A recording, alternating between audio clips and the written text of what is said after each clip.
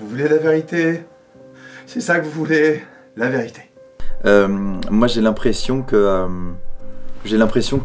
faut jouer, enfin en tout cas quand je joue là, je joue aussi avec mon corps comme si j'étais filmé, parce que si j'étais tout, surtout sur un personnage comme Jean-Baptiste là, qui est hyper haut en couleur.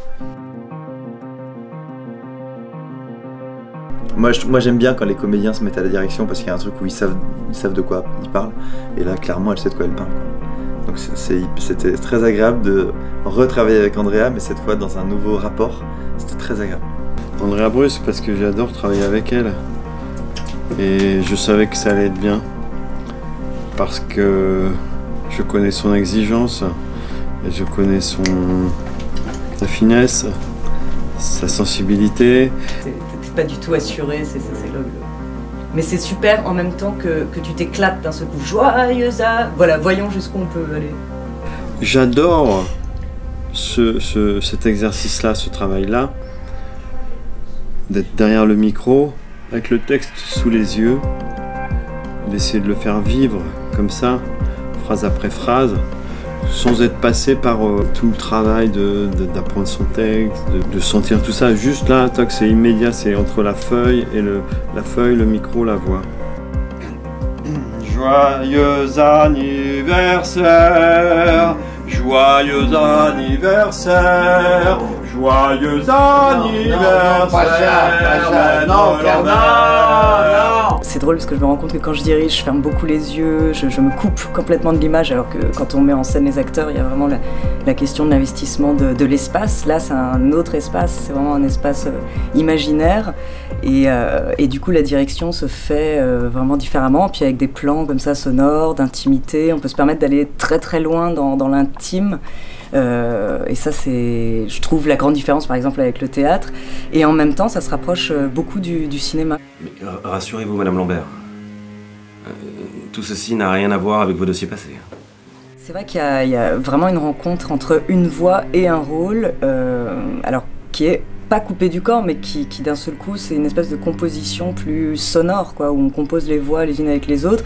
Après, la préparation, c'est évidemment quand même des lectures, et puis avoir un chemin par rapport à la situation, mais on sait que tout va vraiment se jouer au moment où les acteurs vont voilà, interagir ensemble vocalement. Et la demi-sœur de Claire Lambert qui vient de mourir chez elle, excusez-moi d'avoir des doutes. J'ai rien à faire ici, je suis innocente. Certaines familles sont douées pour la musique, d'autres pour les emmerdes. Apparemment, vous n'avez pas pris de cours de solfège. Je suis accusée de quoi?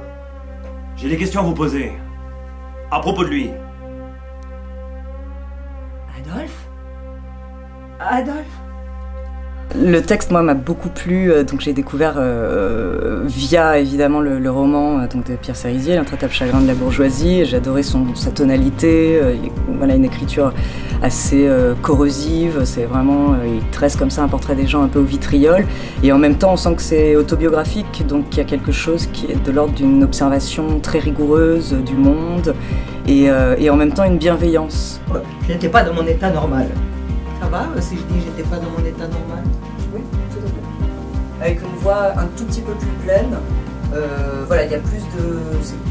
Ok. Tu peux le faire une version un petit peu plus formelle. Ce que je trouve, c'est que c'est une autre forme de concentration. Et c'est... il faut vraiment être concentré, sinon c'est traître.